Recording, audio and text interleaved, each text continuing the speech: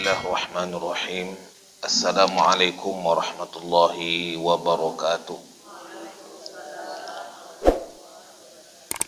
Alhamdulillahirabbil alamin.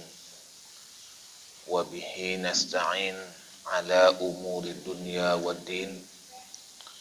Asyhadu an la ilaha illallah wahdahu la syarikalah. Wa asyhadu anna Muhammadan abduhu wa rasuluhu alladzi la nabiyya ba'dah. Allahumma salli ala sayyidina Muhammad wa ala alihi wa sahbihi ajma'in. Subhanaka la ilma lana illa ma 'allamtana innaka antal alimul hakim wa tub 'alaina innaka antat tawwabur rahim. Rabbana hab lana hukman wa alhiqna bis salihin. Rabbi shrah li sadri wa yassir li amri wahlul 'uqdatan min lisani yafqahu qawli. Ibu-ibu yang dirahmati oleh Allah Subhanahu wa taala, alhamdulillah pada sore ini kita bisa hadir untuk bersama-sama kita mentadaburi dan mendalami firman Allah Subhanahu wa taala yang pada pekan yang lalu, pertemuan yang lalu kita sudah membahas surat Al-Fajr sampai ayat yang ke-14. Sebelum kita lanjutkan, kita ulang sejenak apa yang sudah kita bahas pada pekan lalu. Untuk nantinya kita akan lanjutkan pada ayat 15 dan seterusnya. Allah Subhanahu wa taala bersumpah dengan waktu fajar, bersumpah dengan malam 10 malam bulan Dzulhijjah, bersumpah dengan hal yang genap dan hal yang ganjil, serta bersumpah dengan malam ketika dia berjalan dan beranjak. Itu semua Allah Subhanahu wa taala buat sumpah untuk dijadikan sebagai pelajaran bagi orang-orang yang bisa mengambil pelajaran.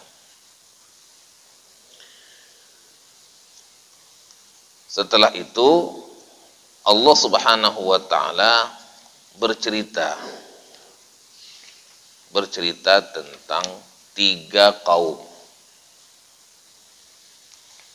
yang Allah Subhanahu wa taala berikan kepada mereka nikmat, anugerah, tetapi mereka tidak beriman, tidak taat, tidak menjalankan perintah Allah Subhanahu wa taala dan wahyu dari yang disampaikan oleh rasul-rasul mereka. Dan ini menjadi selingan, menjadi penyejuk hati bagi Rasulullah Muhammad sallallahu alaihi wasallam yang menghadapi kaumnya kafir Quraisy yang tidak mau beriman, yang tidak mau taat. Allah ingin ceritakan 3 umat ini untuk dijadikan pelajaran bagi orang-orang Arab waktu itu, bahwa dulu ada 3 umat, 3 kaum yang maju, yang sejahtera, diberikan nikmat yang enggak diberikan kepada yang lain, tetapi mereka membangkang, tidak mau beriman, mendustakan Rasulnya, sehingga Allah binasakan mereka.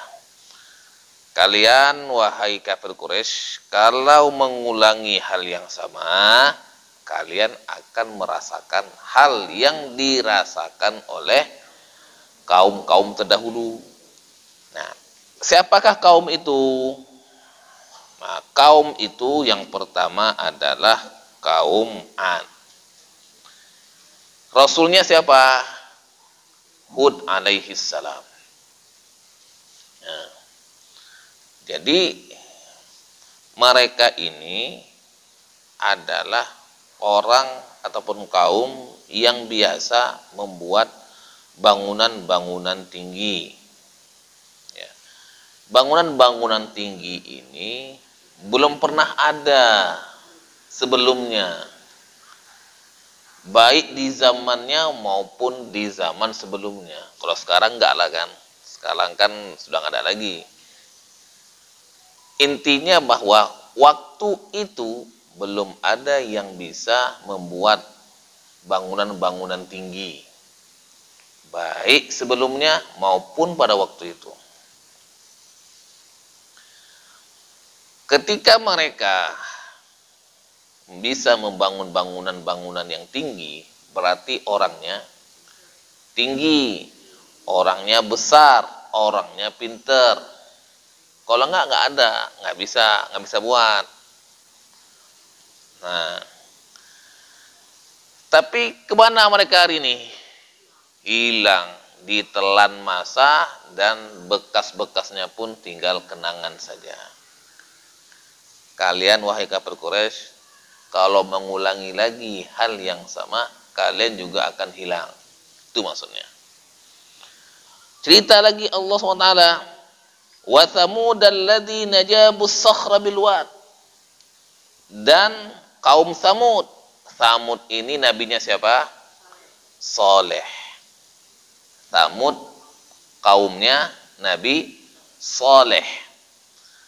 Nabi Saleh ini ataupun kaum Samud ini, apa keutamaannya, apa nikmatnya, apa kelebihannya? Mereka bisa memahat gunung batu. Rumah mereka gunung. Gunung-gunung batu itu mereka jadikan rumah, mereka jadikan istana, mereka jadikan tempat tinggal. Jadi bukan kayu, bukan semen, tapi gunung batu. Nah.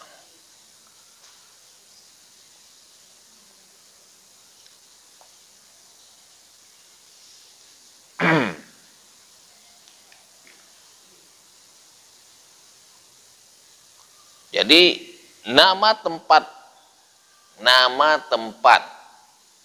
kaum Samud yang nabinya Soleh itu adalah Madain. Madain. Biasanya kalau orang-orang yang pergi umrah itu kalau waktunya agak lapang itu sempat dibawa ke Madain Soleh. Ya, Madain Soleh. Dan di waktu itu mereka membangun ya 1.700 kota. 1.700 kota yang semuanya dari batu. Ya. Kemudian rumah 1.700 kota. Ini bangunan nih. Rumah dan bangunan ya. Alfai alf wa sab'umiyah alf. Alfai alf wa sab'umiyah alf. 1.000 berapa nih? Alfai alf. 2.000 1.000 gimana tuh?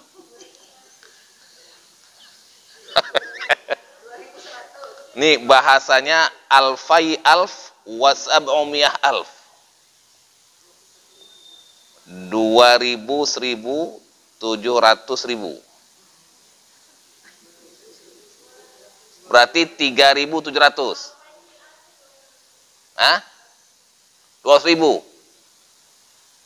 Alfai alf wa sab'umi'ah alf. 700.000. Berarti 3 ujungnya 700.000. Ujungnya 700.000. Depannya alfai alf.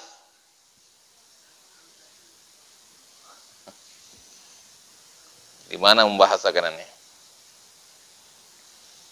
Kulluha minal hijarah.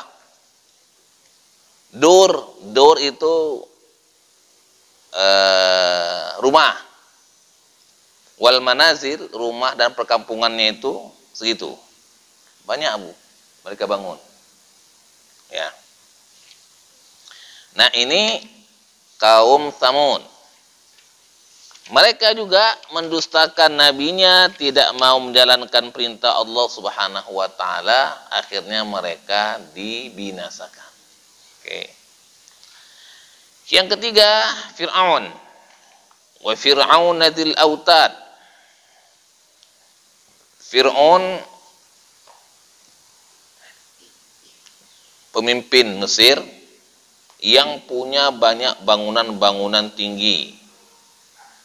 Banyak bangunan-bangunan tinggi itu, kalau hari ini kita lihat piramid. Nah, piramid. Kemudian wal junud katsirah. Dan bala tentara yang banyak. Semua di bawah kendali Fir'aun. Dari tentaranya, dari pengusahanya, dari ulamanya, semua di bawah Fir'aun, kekuasaan Fir'aun. Ya. Jadi semua lini kehidupan Mesir waktu itu dikendalikan sama Fir'aun. Dia punya sarana dan prasarana yang megah. Ya. SDM semuanya diatur sama dia. Ya. Nah,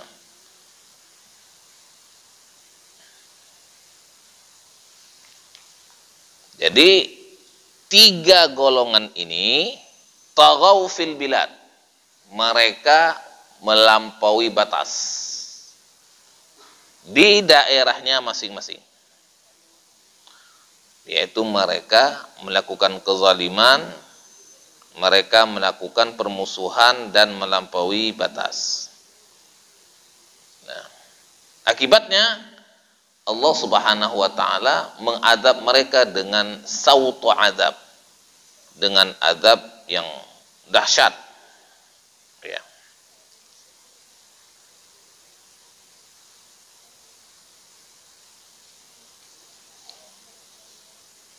Fasabba alaihim rabbuka sautu adab, inna rabbaka labil mirsad. Sesungguhnya Allah Subhanahu wa taala melihat, memantau apa yang dilakukan oleh semua manusia. Jadi bukan hanya kaum 'Ad, kaum Tsamud dan kaum Fir'aun yang Allah pantau. Kamu wahai kafir Quraisy akan dipantau, dan orang-orang setelah kamu sampai hari kiamat tidak lepas dari pantauan Allah SWT. Inna rabbaka labil mirsad.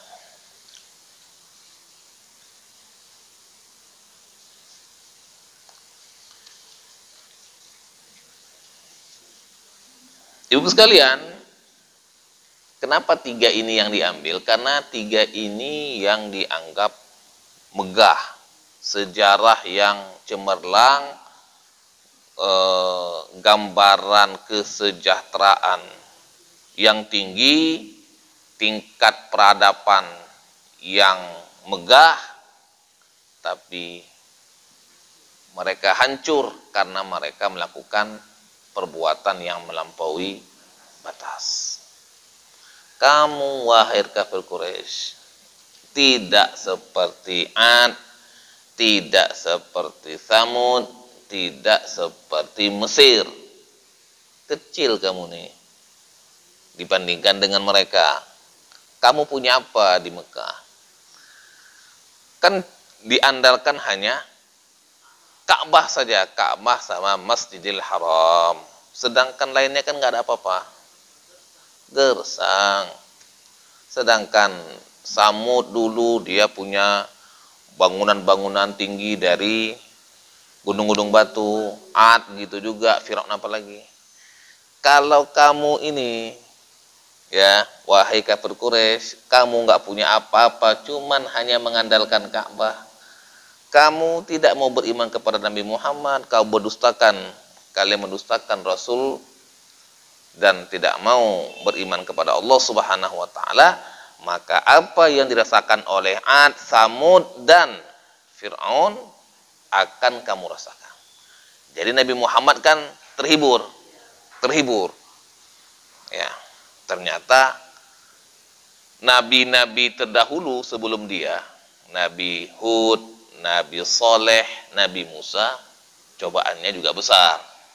Gitu. Nah, sekarang kita masuk ke ayat yang ke-15. Baca, Bu. Maka adapun manusia apabila Tuhan memujinya lalu memuliakannya dan memberinya kesenangan, maka dia berkata, Tuhanku telah memuliakan. Terus? Namun apabila Tuhan mengujinya lalu membatasi rezekinya, maka dia berkata, Tuhanku telah menghinakan. Jadi 3 umat yang sudah dihancurkan, kaum Nabi Hud, ya, kaum Ad, kaum Samud dan kaum Mesir ataupun kaum Firaun dihancurkan karena mereka tidak memperhatikan akan akhirat, tidak memperhatikan akan iman. Mereka terperdaya dengan dunia dan mengejar dunia. Sehingga ketika datang Rasul, ketika datang Nabi, mereka tidak terlalu perhatian. Karena yang mereka dahulukan, prioritaskan adalah dunia, kemudian berpoya-poya, melampaui batas. Nah, adapun di sini Allah Subhanahu wa taala berfirman, fa ammal insanu idza mabtalahu rabbuhu fa akramahu wa na'amahu fa yaqulu rabbi akraman. Ya. Al insan di sini masih berhubungan dengan mirsad. Inna rabbaka labil mirsad. Sesungguhnya Allah mengawasi. Yang diawasi siapa? Manusia. Itu maksudnya. Kalau yang sebelumnya yang diawasi manusia juga, tapi yang diceritakan di sini adalah kaum Ad, kaum Samud sama kaum Firaun. Di sini ayat ini cerita juga Allah akan mengawasi manusia. Waktu ayat ini turun, yang diawasi siapa? Manusia. Manusia siapa? Kafir Quraisy. Kafir orang Arab waktu itu. Kan ayat ini kan turun di sana, di Mekah. Allah ingin katakan, kalian kalau nggak beriman, kalian dalam pantauan. Kalian kalau tetap dalam kedurhakaan dan keingkaran, kalian dalam pengintaian. Jangan merasa nyaman-nyaman aja kalian nggak beriman kepada Nabi Muhammad. Umat-umat terdahulu sudah dipantau, sudah diintai dalam pengawasan. Kalian juga nggak lepas dari pengawasan dan pengintaian.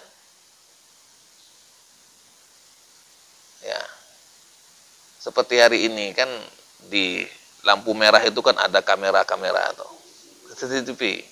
Kan semua kita dalam pantauan. Yang lewat nabrak atau melewati lampu merah kena, ya kan? Tunggu surat datang. Ini juga sama. Tunggu azab datang. Jadi CCTV Allah itu di mana-mana. Kalau itu kan cuma 12 tempat kan. Kan enggak semua kan. Di Sunni ada. Di mana sudah ada? Di depan ini nggak ada kan? Ayo. Kan nggak semua. Kan tidak semua. Hanya tempat-tempat tertentu. Kita keluar sini kan nggak ada kan? CCTV Allah. Oh. Dia di sini, di samping kanan, samping kiri kita CCTV Allah. Mau kemana kita pergi? Apa yang kita ucapkan baik, catat baik. Apa yang kita ucapkan buruk, langsung catat buruk. Otomatis. Nggak nunggu laporan ini. Nggak perlu nunggu laporan kesalahan. Nggak perlu. Update langsung. Jadi inna rabbaka labil mirsad, sesungguhnya Tuhan kamu dalam pengawasan, dalam pengintaian. Siapa yang beriman, siapa yang enggak beriman. Yang beriman, faman ya'mal mithqala dzarratin khairan yarah. Yang tidak beriman, faman ya'mal mithqala dzarratin syarran yarah. Fa ammal insanu, adapun manusia, idza bamtalahu rabbuhu, apabila idza mabtalahu rabbuhu,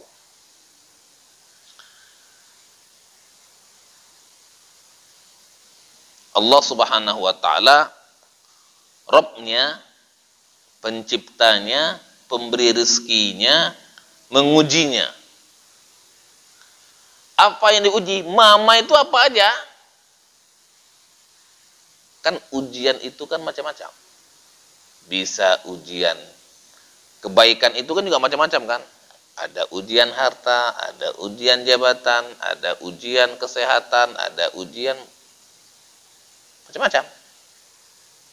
Manusia ini dalam persepsinya, dalam pemahamannya, apa? Kalau diuji, apa bentuk ujiannya? Fa'akramahu, maka Allah muliakan dia. Ya. Allah muliakan dia.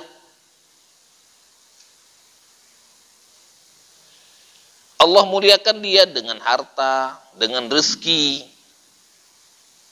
Ya. Wa na'amahu, dan diberikan nikmat banyak. Na'ama pakai tasydid itu menunjukkan banyak. Menunjukkan banyak.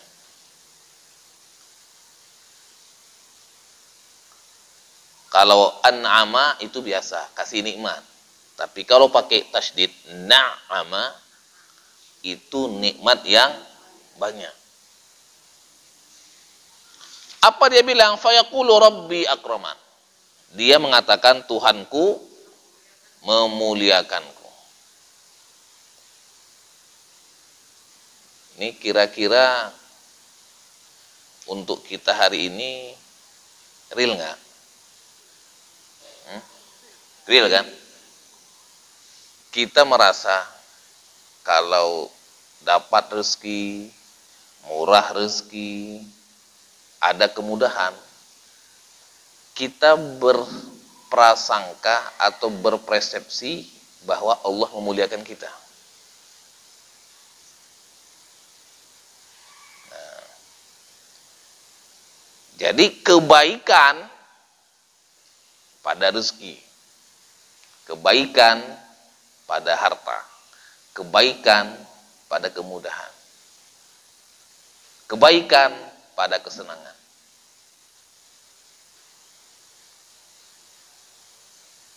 Dan semua kita senang kalau dapat harta, dapat kemudahan, senang.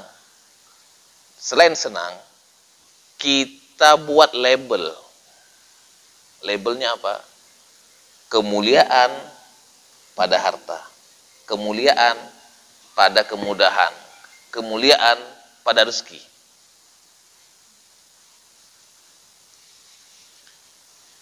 Wa amma, dan adapun idza mabtalahu, ketika Tuhannya, Rabbnya, ibtalahu, mengujinya, faqadara alaihi rizqahu. Qadara itu artinya disempitkan rezeki. Qadara alaihi artinya rezekinya disempitkan.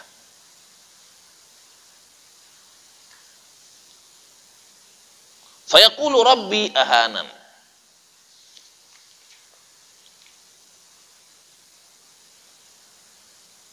Maka dia mengatakan ahanan, Tuhanku menghinaku. Di sini ada dua hal yang bertolak belakang. Yang pertama, akramahu atau wa na'amahu, kondisi yang dikasih nikmat banyak. Na'amahu.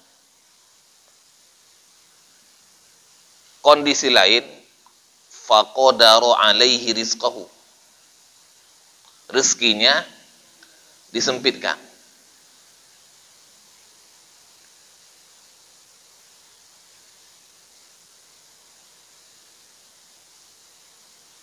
Yang kedua, yang bertolak belakang, akraman, satu lagi ahanan. Tuhanku memuliakanku, Tuhanku menghinaku.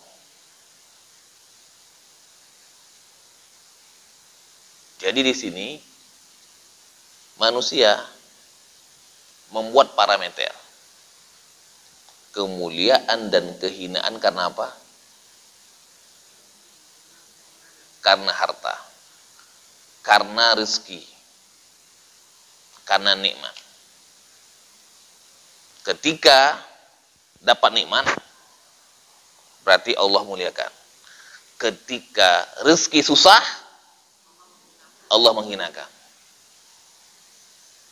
Pertanyaannya adalah, apakah benar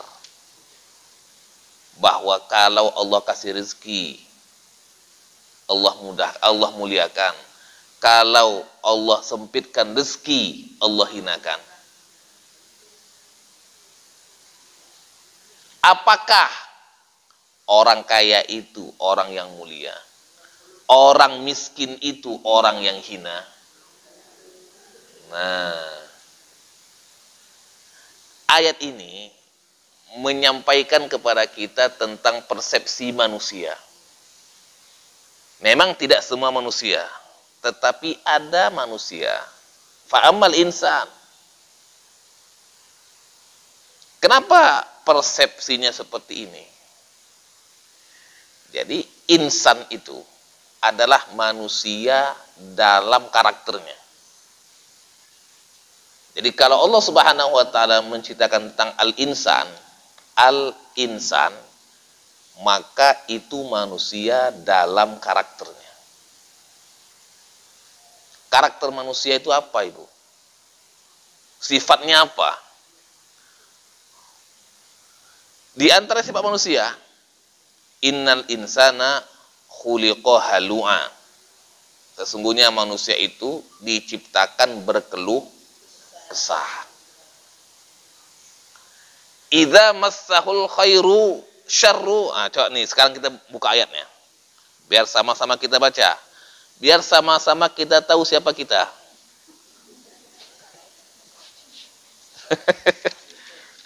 Ini Allah yang jelaskan. Saya nggak jelaskan, saya cuma menunjukkan ayat aja. Dan kita nggak perlu tersinggung, karena memang itu kita, itulah kita. Ya kan?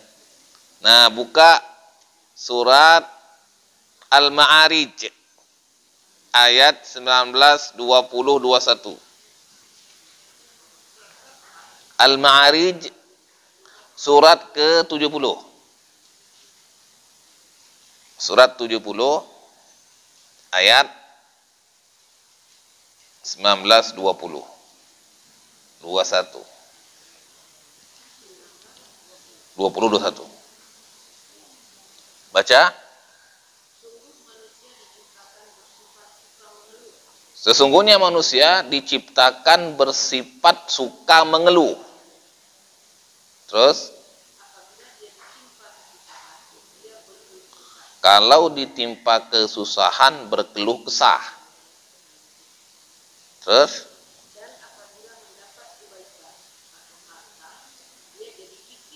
kalau dapat harta kikir. Nah, sifat manusia. Jadi kalau kita dapat keburukan, rezekinya disempitkan, itu keluh kesah. Kenapa lah aku aja yang dapat begini? Kok nggak ada perubahan? Ya kan? Berkeluh kesah. Ya. Doa, usaha udah,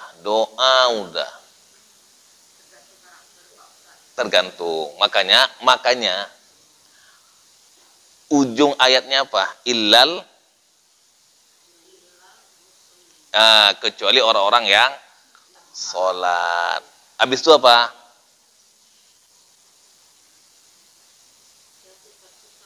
Yang tetap serta melakukan sholat. Kemudian orang-orang yang dalam hartanya berikan hak-hak tertentu bagi orang lain. Itu yang bisa selamat dari penyakit keluh kesah dan pelit. Kalau dia nggak sholat, kalau dia nggak rutin melaksanakan perintah Allah, kalau dia tidak memberikan, berbagi kepada yang lain, itu penyakit ini akan nampak deh, akan nampak ke permukaan, akan kita lihat dan kita dengar. Tapi kalau kita sholat, kalau kitanya berbagi, kitanya taat kepada Allah, itu bisa diredam. Bukan hilang dia nggak hilang, tetapi sholat, infak, sedekah, dan berbagi kita itu membuat sifat keluh kesah kita dan kikir kita bisa kita kendalikan. Tapi kalau enggak kita buat seperti itu, dia akan nampak, menonjol. Begitu ada musibah, langsung keluar. Nah, seperti tadi, kalau dikasih nikmat, Allah memuliakan aku. Kalau dikasih keburukan, Allah menghinakan aku. Kan spontan. Sudah, karakternya timbul.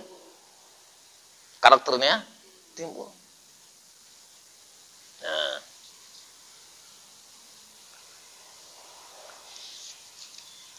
kita buka surat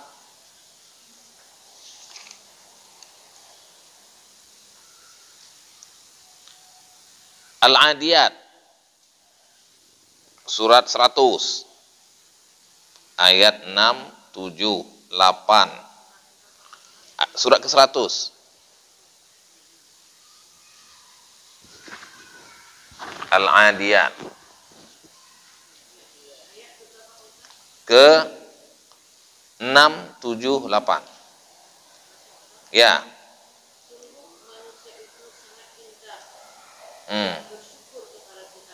Sungguh manusia sangat ingkar. Terus,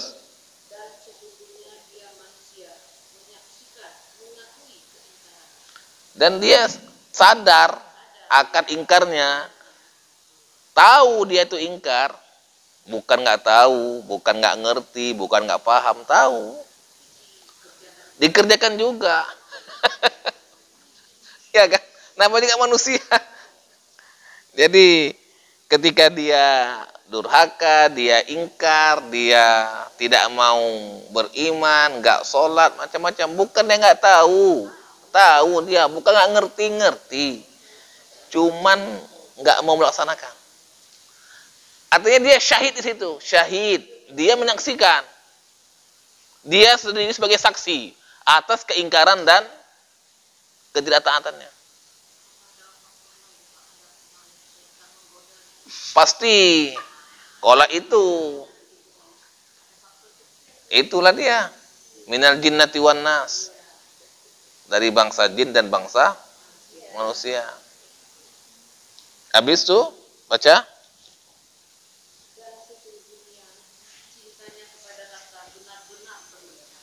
sesungguhnya cintanya kepada harta benar-benar. Boleh nggak kita cinta harta berlebihan? Boleh, boleh.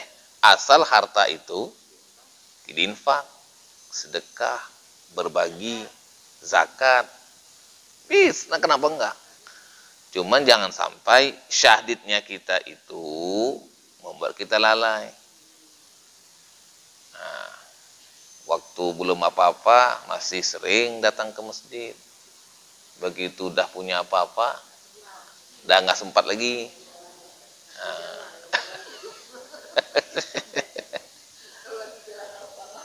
Nggak tahu lagi dan al-falah kan. Nah,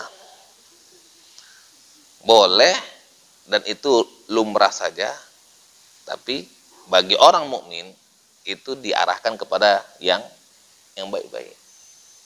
Karena sabda Nabi, ni'mal malu lil rajulis saleh, sebaik-baik harta itu di tangan orang yang soleh.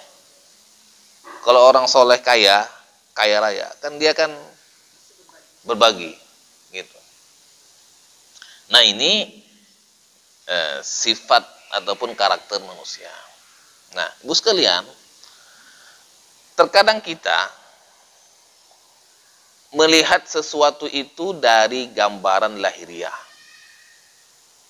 Kita nggak tahu apa di balik itu. Kita anggap sesuatu baik itu baik, padahal di belakangnya ada keburukan. Terkadang kita pandang sesuatu itu buruk, padahal di baliknya ada kebaikan. Buka surah Al-Baqarah.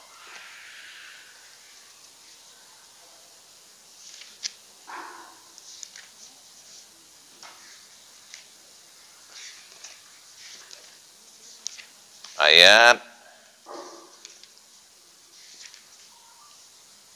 216. Ya. Diwajibkan atas kamu berperang. Ya. Padahal itu tidak menyenangkan bagimu.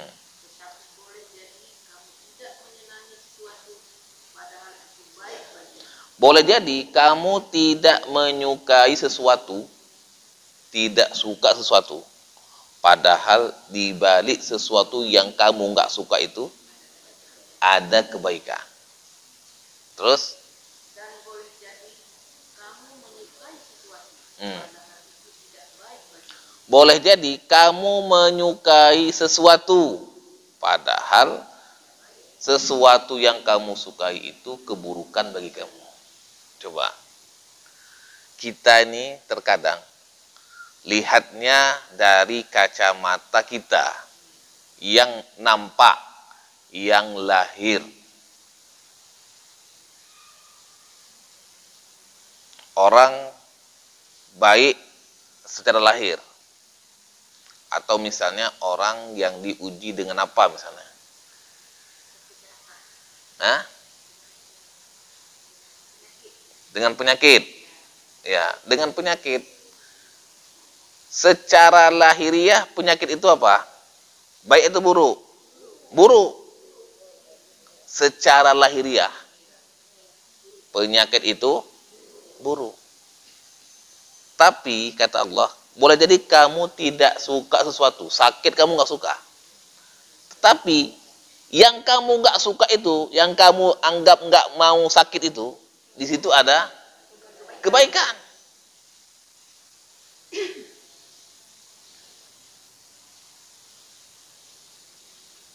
Kalau misalnya kebaikan apa? Itu kan keburukan. Kalau kebaikan apa? Misalnya. Bukan. Kalau sakit itu kan buruk. Tapi kan ada kebaikan di baliknya. Kekayaan. Kita anggap dalam persepsi kita kalau banyak uang, rumah besar, itu kan hidup udah seperti di awan. Nah kan? Itu kan baik. Dalam pandangan kita itu orang baik, orang mulia. Tapi di balik khairnya itu ada keburukan.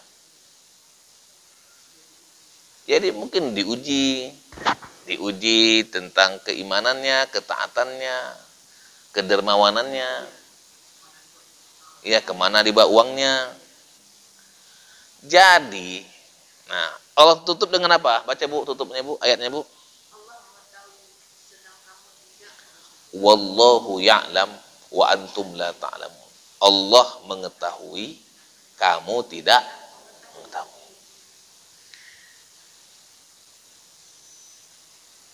Ketika Allah kasih kebaikan atau keburukan, Allah tahu ini baik untuk kita.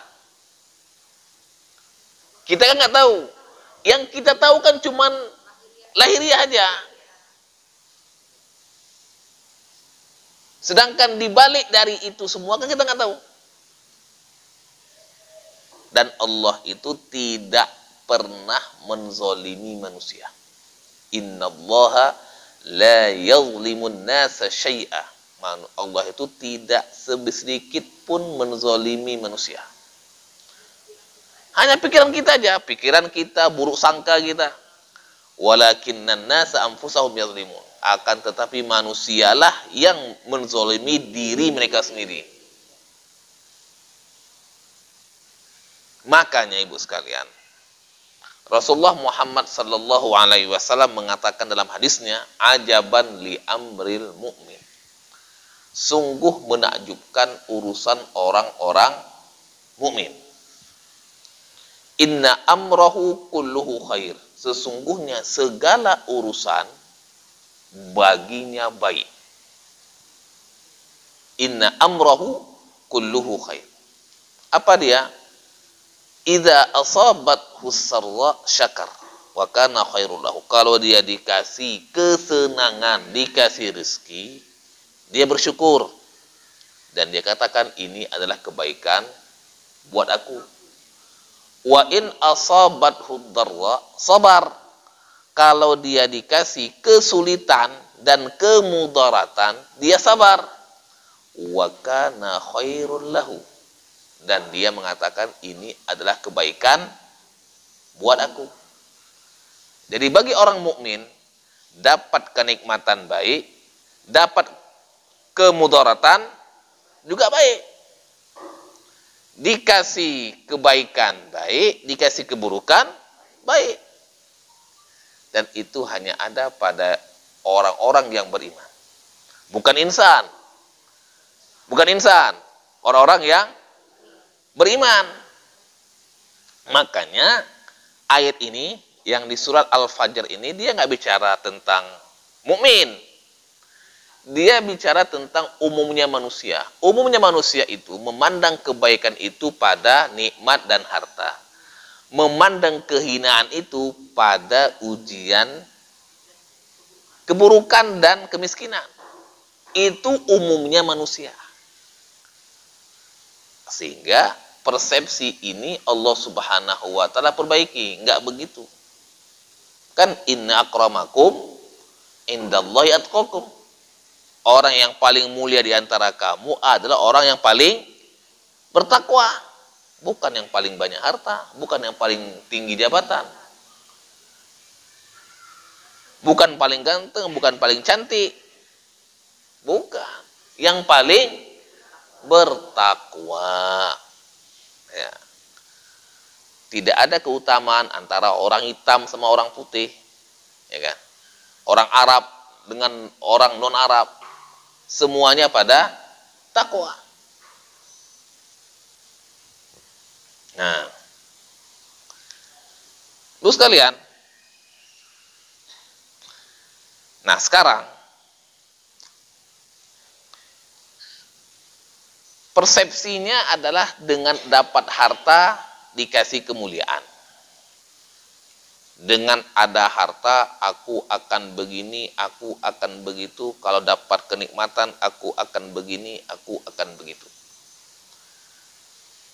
Ya kan? Kan manusia kita begitu kan? Nah, tapi nanti begitu kita dapat, apakah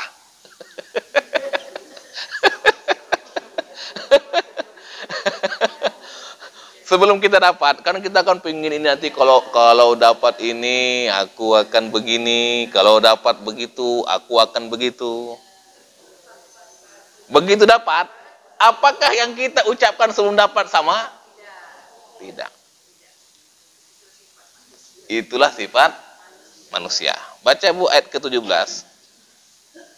Sekali-kali tidak, bahkan kamu tidak memuliakan anak yatim. Coba.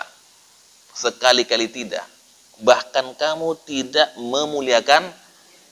Seharusnya dengan harta tadi, dengan rizkan fayaqulu fa'akramahu wa na'amahu fayaqulu rabbi akraman. Dengan dia dikasih dimuliakan, dikasih rizki, dikasih kemudahan, nikmat. Tapi tidak juga, dia tidak memuliakan anak yatim. Artinya Ibu, mungkin kalau dapat harta nanti aku akan kasih makan anak yatim, santuni anak yatim. Begitu dapat, lupa. Kayak gini caleg, iyalah. kayak janji caleg.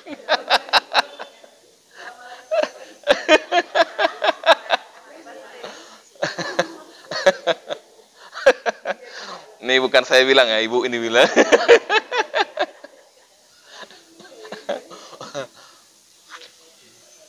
Jadi Ibu sekalian, harta yang tadi dianggap sama manusia tadi bisa dia dimuliakan, bisa dia diberikan kesempatan untuk berbuat baik. Ternyata enggak juga.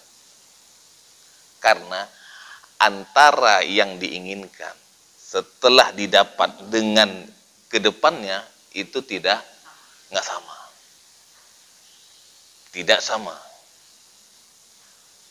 Sebelum dapat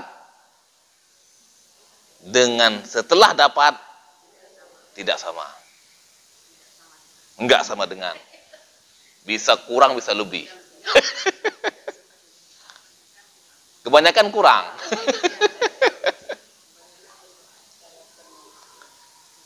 Kalla balla tukrimunal yatim. Bahkan kamu tidak memuliakan anak yatim. Nah, Ibu sekalian, ini kenapa untuk orang, ini kan untuk periode Mekah. Untuk kabilah Quraisy kan. Jadi, dulu itu orang-orang anak yatim itu strata rendah. Strata rendah. Dulu di masa jahiliyah, bukan kita ya, bukan Islam. Dulu itu. Jadi mereka orang-orang jahiliyah sebelum Islam tuh anak yatim enggak dimuliakan. Makanya ada wa ammal yatima fala takhar. Maka anak yatim jangan kamu hardik. Abu Jahal itu dia punya kebiasaan setiap pekan peget kuah belangong. Iya Bu, betul Bu. Dalam riwayat. Nah, itu nanti pembahasannya nanti di surat Al-Mudassir. Jadi dia ini selalu, karena dia kan banyak harta, dia tokoh besar. Setiap pekan dia buat kambing guling. Ya, kalau bahasa kita sekarang kan kuah belangong. Diundang. Kan diundang handai taulan karib kerabat. Yang kaya-kaya. Tapi kalau ada anak yatim yang datang, dihardik, malah didorong pakai tongkatnya. Masya Allah, itulah bentuk tidak menghormati anak yatim, tidak memuliakan anak yatim. Itu dulu.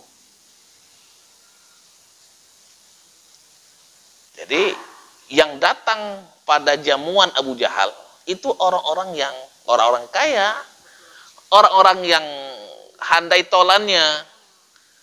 Ketika lewat anak yatim datang mampir nggak dikasih masuk, malah dihadik dan didorong, dadanya ini didorong pakai tongkatnya. Balla tukrimunal yatim, bahkan kamu tidak memuliakan anak yatim. Tidak memuliakan anak yatim. Nah, lanjut. Dan kamu tidak saling mengajak memberi makan orang miskin. Nah, ibu sekalian, ayat yang ke-17 ini bagikan kita ketika dapat nikmat. Ini pelajarannya nih. Ini kan untuk orang kafir Quraisy, untuk kita. Kalau dapat akramahu wa na'amahu, Allah muliakan kita, Allah beri rezeki kepada kita, maka la-nya kita hapus. La-nya kita hapus. Berarti tukrimunal yatim. Kita memuliakan yatim. Kalau ini la tukrimunal yatim, kamu semua tidak memuliakan anak yatim. Kalau kita orang mukmin, kita muliakan anak yatim. Makanya Nabi Muhammad SAW itu membawa misi pemuliaan anak yatim. Apa hadisnya? Saya juga anak yatim. Saya anak yatim. Barang siapa yang mengasuh anak yatim, maka saya sama pengasuhnya begini di surga. Nah, ya kan? Jadi Nabi Muhammad itu membawa risalah memuliakan anak yatim, yang ini bertolak belakang dengan kebiasaan jahiliyah yang tidak memuliakan anak yatim. Nah, 18 baca Bu. Udah, sekali lagi. Dan kamu tidak saling mengajak memberi makan orang miskin.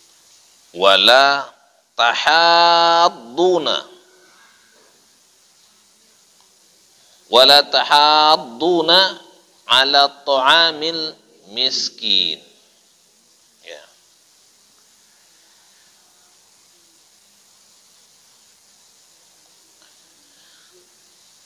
Tahad itu, kalau tahuddu itu tidak menganjurkan. Kalau tahadu saling tidak menganjurkan. Iya. Kalau saya sendiri, misalnya satu orang tidak mau kasih makan anak yatim, orang miskin, kan dia sendiri aja. Ini ketika 1, 2, 3 saling membackup. Kita nggak usah kasih makan orang miskin. Itu maksudnya. Bukan sendiri. Mengajak. Itu artinya kamu secara berjamaah, secara bersama-sama, bersepakat untuk tidak memberikan kepada orang miskin. Bersekongkol. Bukan hanya tidak memberikan makan orang miskin itu sendiri, tapi komunitas, kelompoknya bersepakat untuk tidak memberikan makan orang miskin. Iya, beramai-ramai. Kenapa? Makan sendiri, makan untuk kelompoknya. Jadi dia bukan hanya tidak mau sendiri, tapi dia mengajak orang lain untuk bersama-sama tidak membantu fakir miskin. Jadi kalau dia sendiri udahlah nggak mau. Ini ketidakmauannya diajak orang lain. Itu namanya tahadduna. Makanya panjang Bu. Panjang. Kan banyak tuh. Nah, itu kalau dalam bacaan tajwid itu panjangnya 6 harokat. Wala tahadduna. Begitu antusias dan kompaknya mereka untuk tidak memberikan makan kepada orang miskin. Ya. Wala tahadduna ala ta'amil miskin.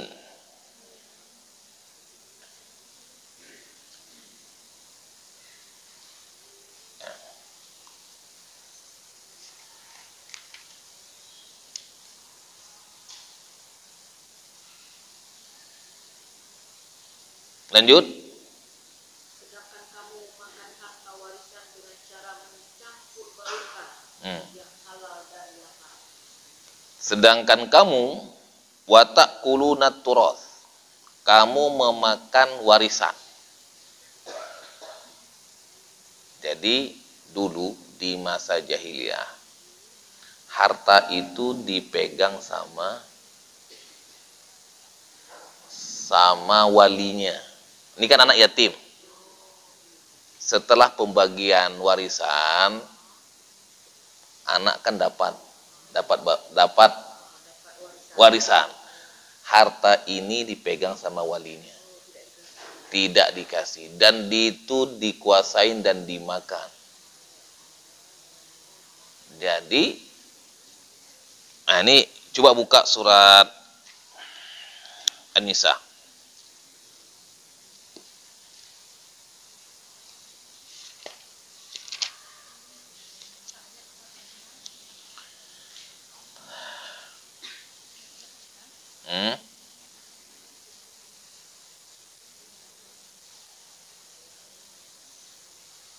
Ayat kedua.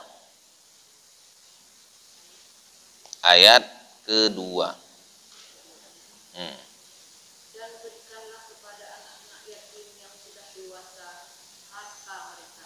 Ya. Janganlah kamu menukar yang baik dengan yang buruk, dan janganlah kamu makan harta mereka bersama hartamu. Sungguh tidakkan menukar dan memakan itu adalah dosa yang besar. Ini kebiasaan orang dulu. Wa atul yatama amwalahu. Berilah anak-anak yatim itu harta mereka. Waktu kecil dia dapat warisan, tapi dipegang sama walinya.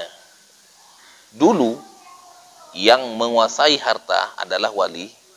Mereka tidak memberi sama sekali sampai mati anak itu.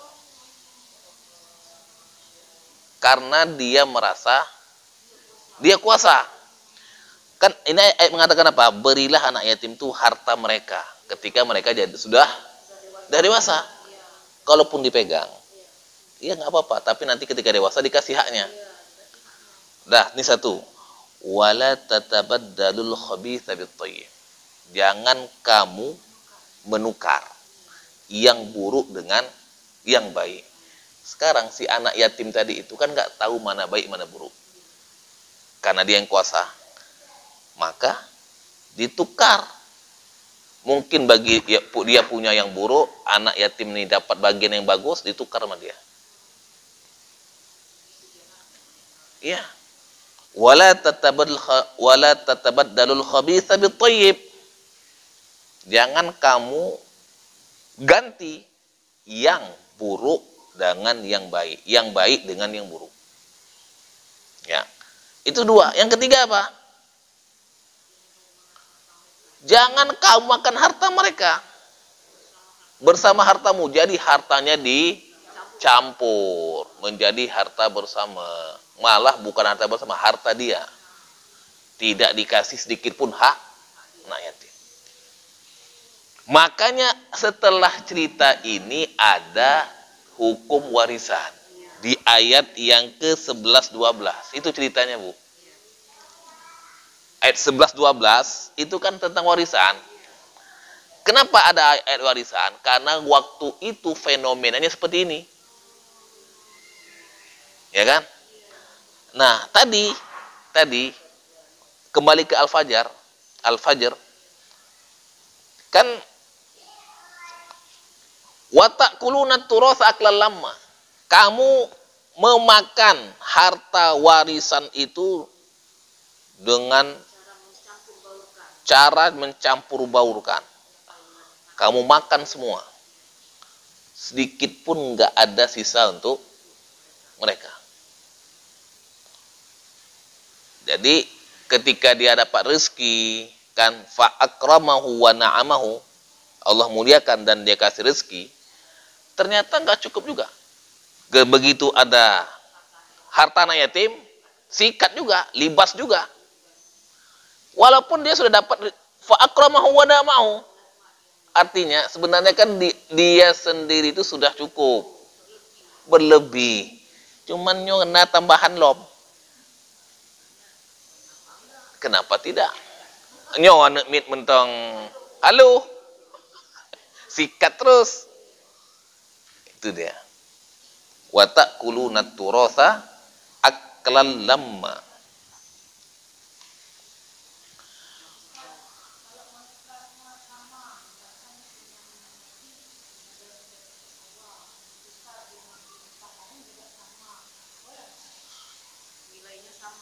Nilainya sama, jenisnya sama. Nanti ketika dijual harganya sama.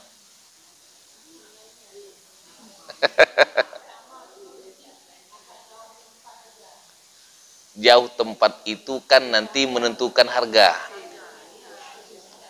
Yang di pinggir jalan beda dengan harga dalam gang. Ya kan? Ya. Kalau di jalan raya, di pinggir jalan, mungkin harganya 1,5, dalam gang cuma 1 juta. 500 bedanya. Ah? Ya enggak, kan haknya anak yatim ya udah dikasih.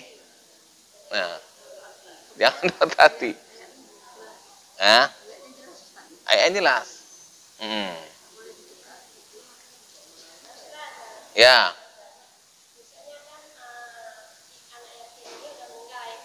Ah.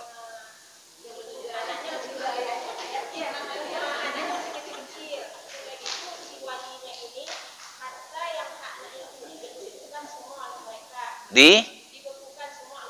Ah. Ya.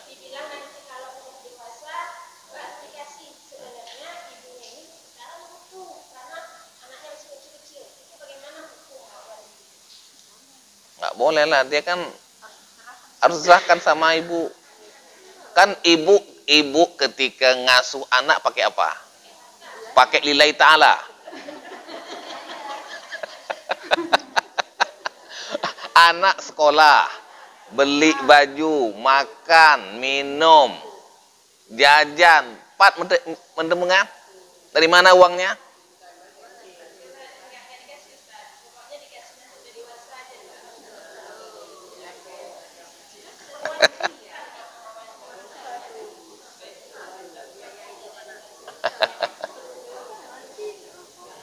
Ya.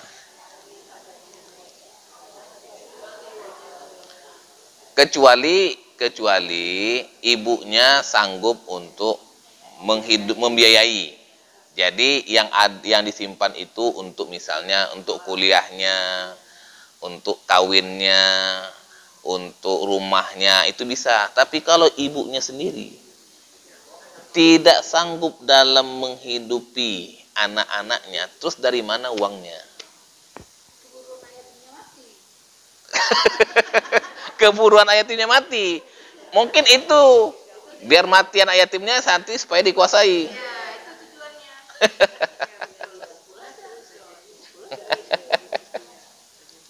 Ya kan?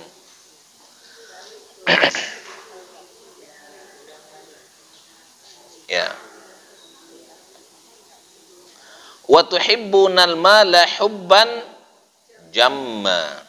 Dan kamu mencintai harta itu dengan cinta yang berlebihan.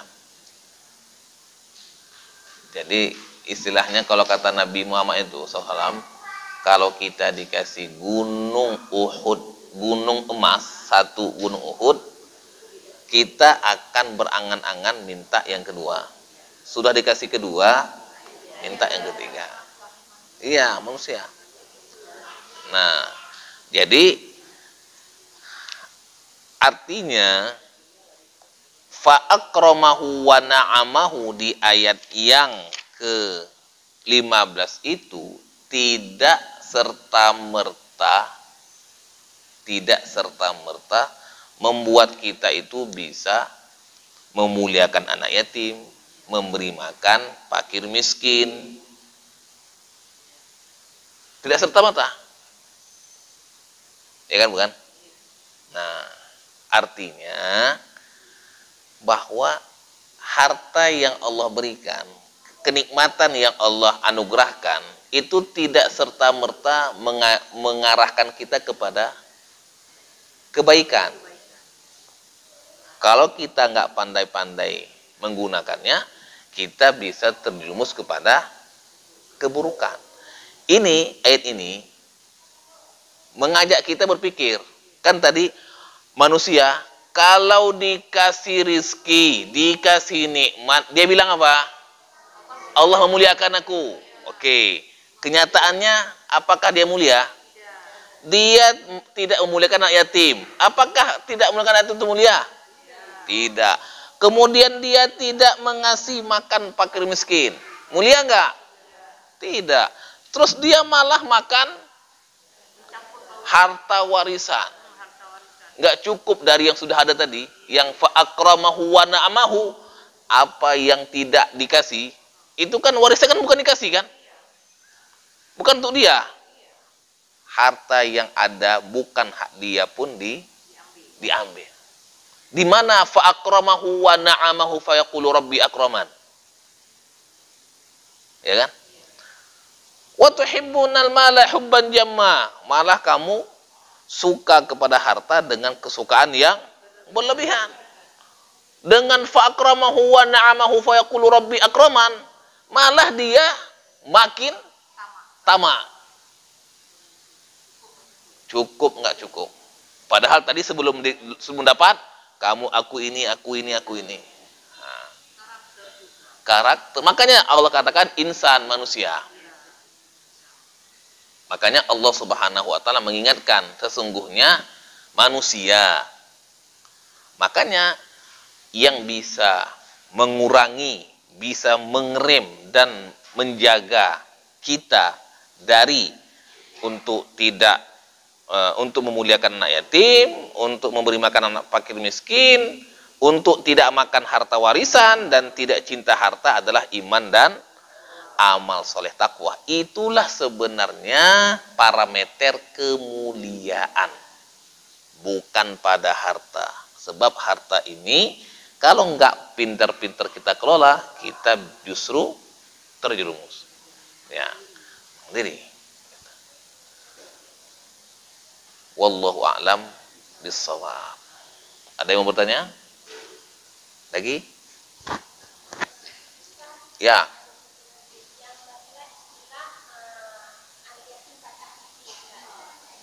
Anak yatim?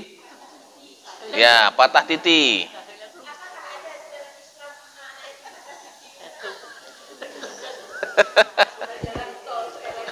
Udah jalan tol sekarang. Apanya patah titi? Hah? Kata ibu jatuh ke sungai, makanya patah titi.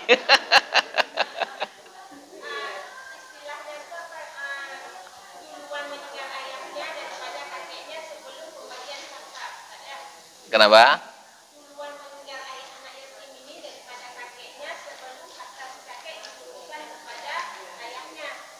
Terus?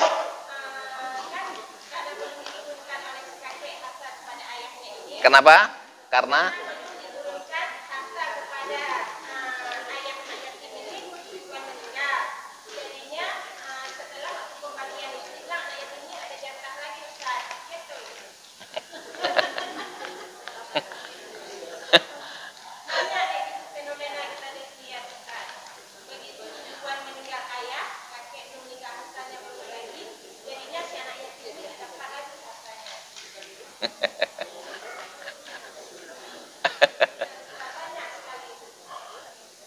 anak tetap gimana sekarang kalau kita kembali ke surat An-Nisa ayat 11-12, kemana kita bawa tuh?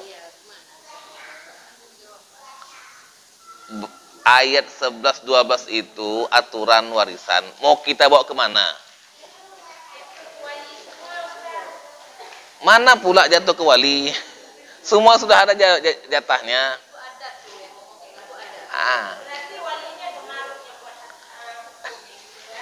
Hukum yang buat hukum itu bukan wali. Yang buat hukum itu Allah di An-Nisa 11-12. Nah, Kita kesini aja. Kalau dilanggar berarti langgar hukum Allah. Langgar hukum Allah. Semuanya sudah ada jatah. Iya. Ya. Oke. Cukup? Oke, kita belum selesai ya. Nanti 10 lagi. Ya, 10 lagi. 22 sampai 30. Oh iya, 21 sampai 30. Ya. Ya. Ya.